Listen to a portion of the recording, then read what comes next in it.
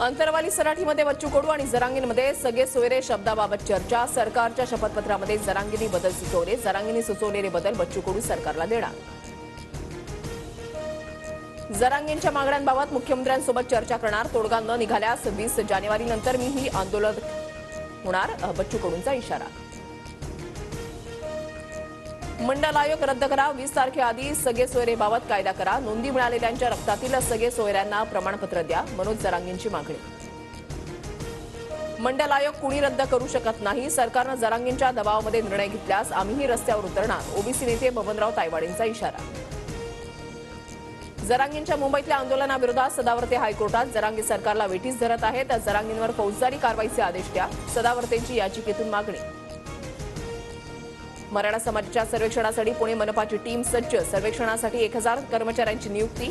2 आठवड्यामध्ये सर्वेक्षणाचं काम पूर्ण करण्यात येणार। उद्धव ठाकरेंच्या मातोश्री निवासस्थानाबाहेर हल्ल्याची शक्यता। महाराष्ट्र पोलीस नियंत्रण कक्षाला अज्ञाताचा फोन। 4 ते 5 जण मोहम्मद अली रोड परिसरात राहणार असल्याची माहिती। मुंबई पोलीस सतर्क। दक्षिण मुंबई लोकसभेच्या जागेवरील दावा भाजपला सोडावा लागणार। मिलिंद देवराज शिंदे गटात गेल्यानं भाजपला जागा सोडावी लागणार, सूत्रांची माहिती। अनेक नेते भाजपच्या संपर्कात। काँग्रेसच्या 2 विद्यमान कार्याध्यक्ष आणि 2 माजी राज्यमंत्र्यांचा लवकरच भाजपमध्ये प्रवेश, आशिष देशमुखांचा दावा। नागपुरात रेशीमबागमधील स्मृती मंदिरामध्ये आरएसएस आणि भाजपची समन्वय बैठक। उपमुख्यमंत्री देवेंद्र फडणवीस उपस्थित। आगामी निवडणुकांसह अयोध्येमधील राम मंदिरावर चर्चा होणार। फडणवीस पूर्ण उपमुख्यमंत्री नाहीत। फडणवीसांच्या उपमुख्यमंत्रीपदातही अजित पवार वाटेकरी, संजय राऊतांचा हल्लाबोल।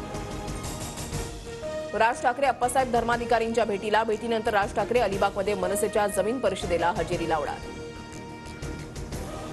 उद्या उद्धव ठाकरेंची महापत्रकार परिषद। नार्वेकरांच्या निकालावर उद्या खुली चर्चा होणार, संजय राऊतांची माहिती। शिवसेना आमदार पात्रता प्रकरणी आता सुप्रीम कोर्टात सुनावणी होणार। उद्या सुनावणीची शक्यता। विधानसभा अध्यक्ष नार्वेकरांच्या निकालानंतर पहिली सुनावणी।